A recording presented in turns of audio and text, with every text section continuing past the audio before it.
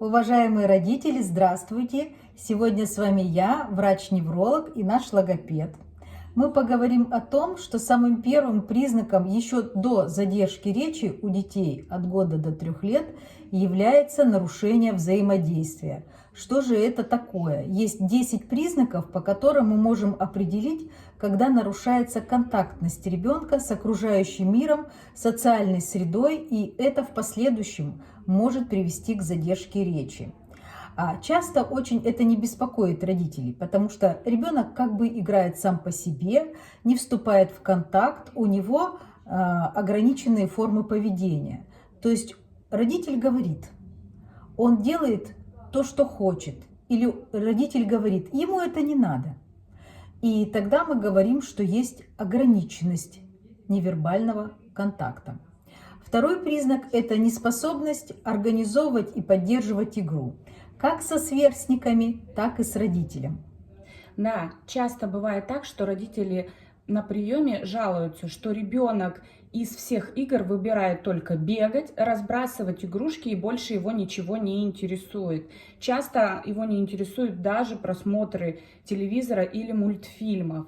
В таком случае мы должны посмотреть, а может ли ребенок играть, имеется ли у него этот навык. В таком случае мы можем предложить ему простые предметные игры. То есть это, например, вместе кидать шарики в ведро с водой. Сначала ты, потом я. Катать машинку, перевозить кубики из одного места в другое, из большой горы кубиков. Еще один признак – это нежелание делиться радостью. То есть вот, например, ребенок бежит, да, он хочет показать, он получил приз, он получил подарок, да, ему хочется с кем-то поделиться, будь то его окружающие или детки где-то, да, в детском саду, а он не делится радостью, не выражает свои эмоции. Это тоже такой признак, как эмоциональной холодности ребенка. Да, часто бывает, что ребенок вообще не желает взаимодействовать. То есть для него родители как что-то механическое. Он механически берет у мамы пищу или какие-то игрушки. Он механически идет, не задерживая зрительного контакта. В таком случае родителю нужно чуть-чуть подождать. Когда ребенок что-то просит, дай мне, дай, несмотря на родителя, отворачиваясь. Можно подождать немножко. Он попросил раз, попросил второй. Почему же мама не дает? Он поднимает глаза, и здесь мы встречаемся с ним. И, конечно же, мы даем ему, держи. И здесь у вас происходит взаимодействие и контакт. Еще один способ взаимодействия – это когда ребенок не радуется и не понимает эмоции. Ну, например, мама радуется, хохочет, а ребенок смотрит на нее и не понимает ее эмоций. Или, как часто бывает, мама плачет, а ребенок наоборот хохочет. Вот эта способность сопереживать называется эмпатией, то есть человеку присуще копировать эмоции других людей. Ну, например, раскрывать обман, смотреть, когда человек меняет эмоцию свою, меняться тоже в лице. То есть способность скопировать тоже у таких деток пропадает.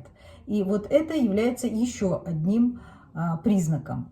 Далее, способность обращать внимание. Нет разделенного внимания. То есть, когда мы смотрим на предмет, мы видим все его стороны и можем рассуждать о предмете и воспринимать его полностью, целиком. А здесь отсутствие разделенного внимания у ребенка, направленность, узконаправленность только на одно, как раз говорит об ограниченности. Избирательность восприятия стимулов, так называемое туннельное восприятие, да, когда мы слышим только неречевые звуки или видим только латеральное зрение, то есть не видим, что идет вокруг. А вообще это связано с тем, что ребенок старается разделить большой поток сенсорной информации. И очень часто бывает это у таких деток, которые часто смотрят телевизоры или подсажены на гаджеты. У них развивается туннельное зрение и латеральное восприятие. Поэтому очень часто глазной контакт их сложно поймать. Не ловится он. Да, часто так бывает, что родители жалуются, когда ребенок чем-то занят, он не откликается на имя, он не слышит те просьбы, инструкции, которые ему говорит родитель. То есть часто приходят и с такими жалобами.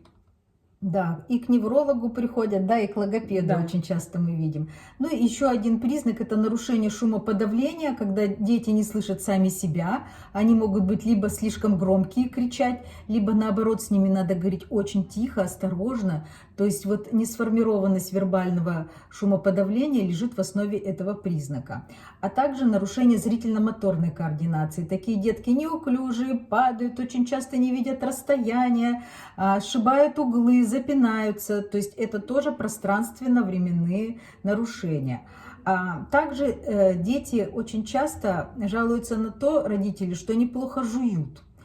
Слабо развита артикуляция и есть проблемы с питанием. То есть как родители его кормят? С ложечки до сих пор, пытаясь сказать что-то, приговаривает ему. А на самом деле это идет слабость артикуляционных мышц, неразвитость мелкой моторики, и все это связано, в общем-то, со слабой организацией центральной нервной системы и с отсутствием связи между предметами, зрением, слухом и моторными навыками. Здесь часто бывает, родители жалуются, что ребенок избирателен в еде, потому что твердая пища ему не нравится, только если они перемолят ее, или только котлетки, но ни в коем случае не мясо. И если все-таки предлагают ему пищу кусочками, он часто поперхивается. Но тем не менее печенье и конфеты он вполне может есть. Это точно. Еще очень часто родители жалуются, что ребенок плохо глотает. То есть наберет в щечки и держит, да, или наоборот глотает и давится. То есть на это тоже нужно обратить внимание, потому что уже есть неврологические симптомы. Значит, очень важно, когда вы увидели эти признаки, сделать обследование и обратиться в неврологу для того, чтобы потом ликвидировать или предупредить дальнейшую задержку речи, а затем и речевого развития в целом ребенка. Значит, что мы советуем сделать? Ну, ЭЭГ золотой стандарт, шапочка, слуховые потенциалы, коротко и длинно латеральные, осмотр врача-невролога и по показаниям, да, если надо, многие жалуются, что ребенок как будто не слышит, мы, конечно, советуем к сурдологу обратиться. Вот. И со всем этим уже на консультации мы дадим разъяснения, какие может быть лечения, медикаментозные или аппаратные, необходимы ребенку, способы остеопатической коррекции, способы массажа. Обязательно сопровождаем таких детей вместе с психологом, логопедом, да? Занятия, да, проводятся. Самое лучшее – это комплексный подход. Да, то есть тут подключаются занятия, они идут и в помощь родителю, и в помощь ребенку. Поэтому, если вы заметили что-то из этих признаков, перечисленных сегодня, обязательно обратитесь к специалисту. Всего доброго, спасибо за внимание. До свидания.